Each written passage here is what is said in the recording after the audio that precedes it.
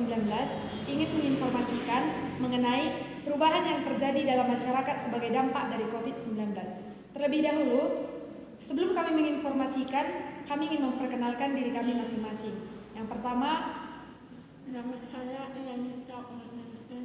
nama saya Tika Wardasari Bruginting. Nama saya Alvina Sintia Butarigan. Nama saya Suni Yulia Berbarnon.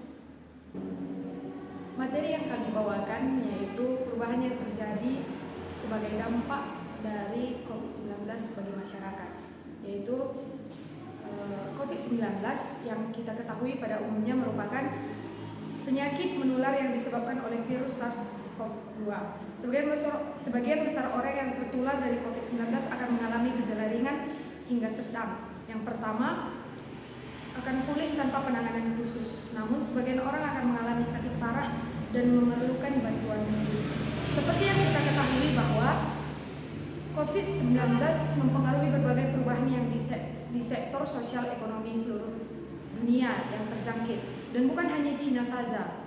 Berdasarkan data yang kami ketahui, Satgas COVID-19 tertanggal mulai 21 April 2020 sudah terkonfirmasi bahwa COVID-19 telah menginfeksi 6.760 orang di Indonesia dengan angka kematian sebesar 590 orang dan 747 orang dinyatakan telah berhasil sembuh.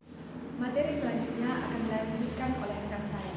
Oke, baik. Di sini saya akan melanjutkan paparan dari rekan saya, yaitu perubahan yang terjadi dalam masyarakat sebagai dampak COVID-19. Nah, di awal kemunculan COVID-19 ini, virus ini mendapatkan beragam respon yang muncul dari masyarakat Indonesia. Sebagian mulai berhati-hati dan menerapkan pola hidup sehat, dan sebagian orang juga tidak peduli dan terkesan meremehkan, bahkan menjadi candaan saja. Bukan hanya masyarakat biasa, pejabat-pejabat banyak yang meremehkan keberadaan virus ini dan tidak melakukan persiapan maupun antisipasi munculnya wabah COVID-19 ini. Nah, selanjutnya saya akan menjelaskan tentang gejala-gejala dari COVID-19 itu. Ada terbagi 3. Yang pertama itu gejala yang paling umum, yaitu demam, batuk, kelelahan, dan kehilangan rasa atau bau. Yang kedua yaitu gejala yang sedikit tidak umum, yaitu sakit tenggorokan, sakit kepala, sakit dan nyeri, diare, ruam pada kulit atau perubahan warna pada jari tangan atau jari kaki, mata memerah atau iritasi. Nah, yang ketiga, kesulitan bernapas atau sesak napas, kesulitan berbicara atau bergerak atau bingung, dan yang terakhir nyeri pada dada. Oke, materi selanjutnya akan dilanjutkan oleh rekan saya. Penanganan dari COVID-19. Setelah terpapar ke orang yang terinfeksi COVID-19, lakukan tindakan berikut. 1. Hubungi penyedia layanan kesehatan atau hotline COVID-19 untuk mendapatkan informasi terkait tempat dan waktu untuk menjalani tes. 2. Taati prosedur pelacakan kontak untuk menghentikan penyebaran virus.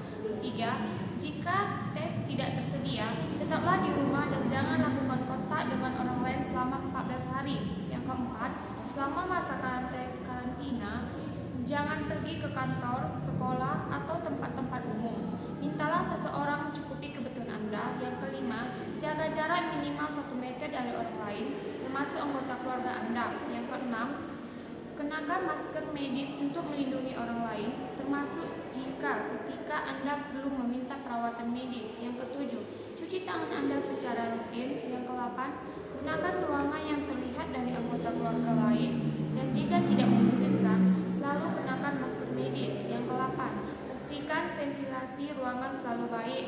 Yang ke-9, jika menggunakan kamar bersama orang lain, beri jarak antara tempat tidur minimal 1 meter. Yang ke-10, amati diri Anda sendiri apakah Anda gejala apapun selama 14 hari. Yang ke-11, segera hubungi penyedia layanan kesehatan jika Anda mengalami salah satu tanda bahaya berikut: sulit bernapas, sulit berbicara atau bergerak, bingung, atau merasakan nyeri dada. Yang ke-12, tetaplah positif dengan terus berinteraksi dengan orang-orang terdekat melalui telepon atau internet dan dengan berolahraga di rumah. Demikian informasi yang dapat kami sampaikan mengenai perubahan yang terjadi dalam masyarakat sebagai dampak dari COVID-19. Jikalau banyak kesalahan kata, mohon rekan-rekan sekalian memaafkan.